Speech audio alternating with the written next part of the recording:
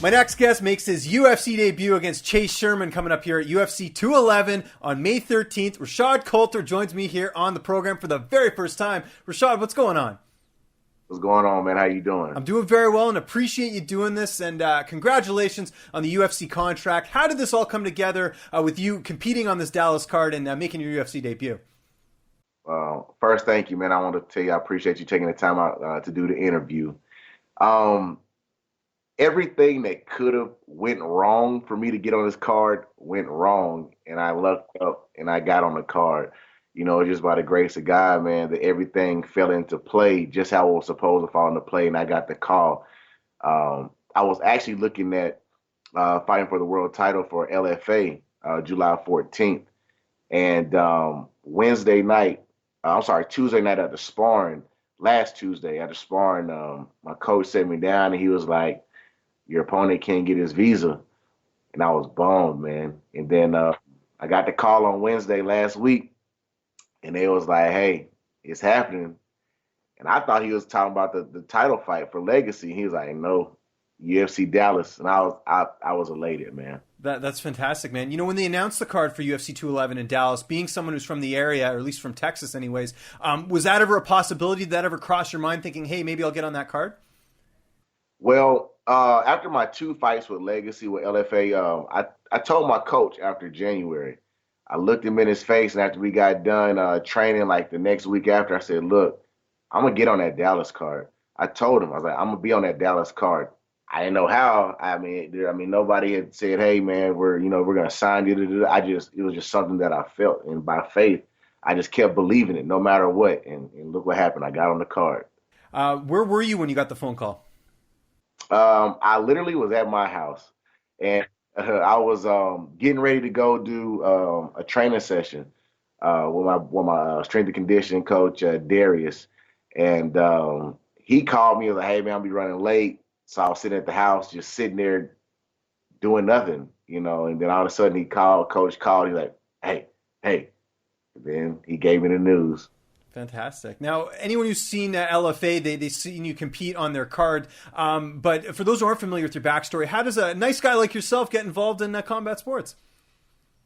Man, look, honestly, I didn't start fighting until I was 29 years old. I had my first fight at the age of 29. I never fought amateur. I was literally, my past, man, just smoking, drinking. I've been into a lot of trouble as far as in the streets. I get into a lot of street fights, and I was watching Kimbo versus Ray Mercer. It was a $9.99 pay-per-view, and I actually bought it. And I was getting, drinking and smoking with one of my friends, and I was like, man, I tell you what, man. I said, I bet you I can beat one of these dudes. And my friend was just like, hey, I believe you, man. I was like, and then after that, my boy King Mo, we grew up together, and he reached out to me. He sent me to a gym, and ever since then, I started out at Saxon's. I trained with Saxon for like a year and a half for my Muay Thai, and then they didn't have a ground program, and I tried to fight amateur, but I couldn't, and I moved over to at that time, which was Octagon, with my coach Saif Saud. And, he comes from Greg Jackson's camp, and he was like, man, you're a single father. He was like, this amateur stuff is for the birds, man. He was like, you know what? He's like, man, I'm going to get you paid. So we took my first pro fight June of 2011. Wow, that's crazy. Now here you are, fighting for the UFC. Are you a full-time fighter, or do you have like a job on the side that sort of pays the bills and everything? Well, I'm a full-time fighter now. I was working in the mortgage industry. And back in February, they just had like a mass layoff at my company. I was one of the people that got let go, so I got laid off. And once I got laid off, man, I just told my coach, I was like, you know what? I said, man, I'm not gonna go back to work. I said, I'm just gonna train. I'm gonna train twice a day, or I'm just gonna see where this goes. Like I believe this is my time for me to go ahead and just make a run, because I'm not young, but I don't feel old either, because my body didn't take all that damage, like coming up training since I was a kid, wrestling, and coming up through the amateur ranks. So I'm very healthy. And he was like, man, we gotta start working. And I've been training, ever since then. Fantastic. And you're taking on Chase Sherman, someone who's looking for his first UFC win. He's gone 0-2 with the promotion. He's going to be hungry coming out here. How do you see sort of a matchup between you and him kind of unfolding? Chase is tough, man. He's durable. He has a little bit of size on him, but I know he's going to come out hungry because I feel like his back is against the wall. I feel like he has to prove himself. So for me, we knew what we were stepping into whenever we took the fight. We knew he was gonna come out hungry. We knew he's gonna come out hard. We knew he's gonna come out and try to look the best that he's possibly looked. Um, he can. As you saw in the Justin Ledet fight, man, he can take some punishment. He's not easy to put away, and he was hanging in there taking some shots from Walt Harris too. But I just expect him to come out, man, and just try to go balls to the wall and just his back is against the wall. He has everything to lose. I don't.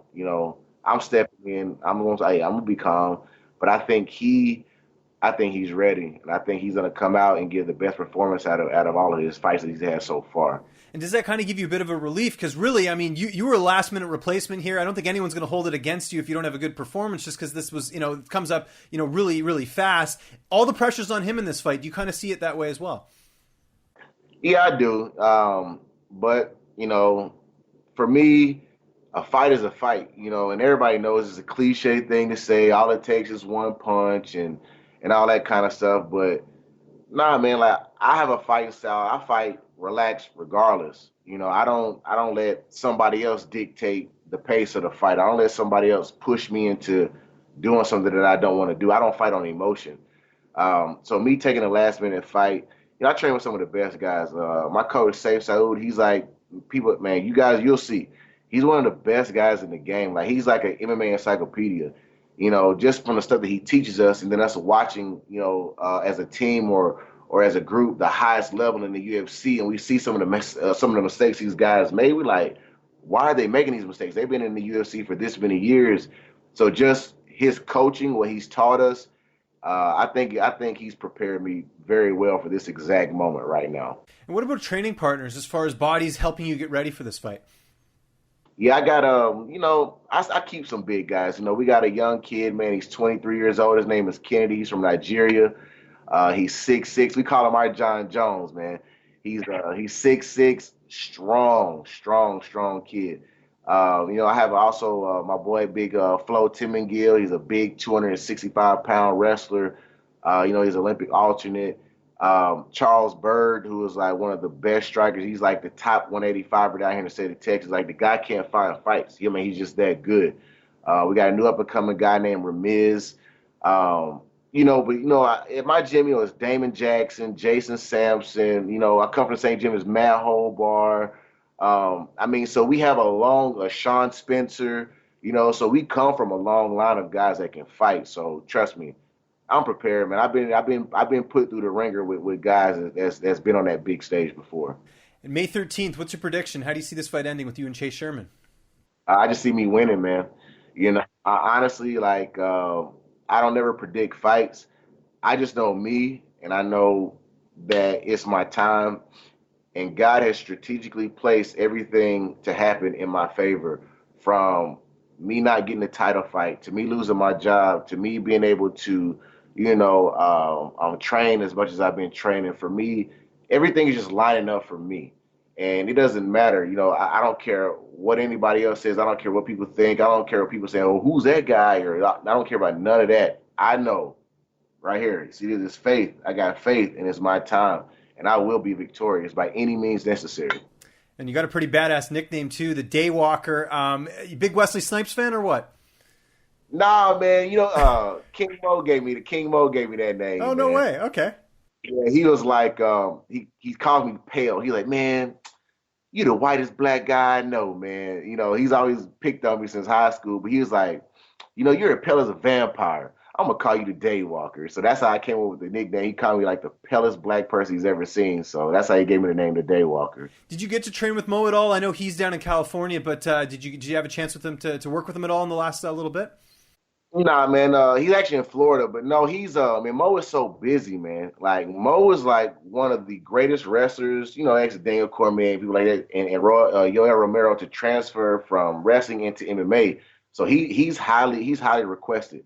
Like so Mo is always on the go and he's like the man for Bellator. So it's just like I always have him doing something. But every time he's in town I catch him, I catch up with him. But we always talk. He called me, gave me pointers for this fight. He watched film. He's like, hey, this is what you need to do. This is what's gonna happen. This is how the fight's gonna play out. So even if we don't train together, just his mind and I trust his ability to break down fights and give me the rundown. So we talk all the time. So he didn't come down, but he gave me great advice. That's equally as important, getting that, kind of strategic advice as well. So I think that's awesome. Last question for you here. What do you like doing on your downtime? I know you're a busy guy. You probably don't get much of it, but are you a Netflix guy? You a video game guy? You like sports? Like what would I find you doing when you're not in the cage? Nah, man, like I'm a single father, so me and my boys, man, I just hang out with my kids. Or I'm a huge fight fan, so I watch fights. I watch fights like film. You can catch me watching like YouTube, like the greatest knockouts, or I like to see how people set up knockouts. I mean, I just love fighting, So if there's ever, I never miss a fight. It could be Muay Thai, it could be boxing, it could be MMA. And also like I'm a football coach. I coach my kids in football, uh, or whatever I can do to help other people. Like I also have other guys in my boxing gym. I help train them because they're up and coming. Give them advice. I like to encourage people, man. So I just like to stay busy, helping other people, man. That's what I like doing. And enjoy my kids because it's just us three, man. That's all I have, and I got to pour into my kids so they can come into this world. They see hard work pays off. So that's about it. Just my babies and YouTubing, man. You watch the NFL at all or no? No, man, I played 17 years of football. And yeah, I played 17 years of football. And, I got a lot of friends in the NFL. But I'll watch it. Football is taking a back seat to fighting for me. If there's a fight on, I'll watch fight over football. And it's crazy because I thought I was going to go to the NFL. Like I said, I played 17 years of football, 2 years in college or whatever. But now it's just like if I see it, I see it. If I don't, I'll pull up some knockouts and watch like all the MMA greats, and I'd rather just watch footage of them. This is going to be an awesome fight. I think this is going to be the sleeper fight of the card. I really do. UFC 211's a stack card. Everyone's going to check it out on pay-per-view May 13th. Rashad, I can't thank you enough for joining me here. Where can people find you on social media? And if you got any thank yous, shout-outs, sponsors, anything like that, man, the floor is yours. Yeah, for sure, man. My social media, my Facebook is just my name, Rashad Coulter.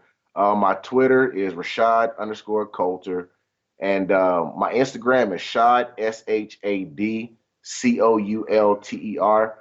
And, I just like to thank my sponsors, Specimen Fight Gear, Artistic Encounter Tattoos, Global Fight Talk, The Den Performance, all my training partners over there at Fortis MMA, The Den.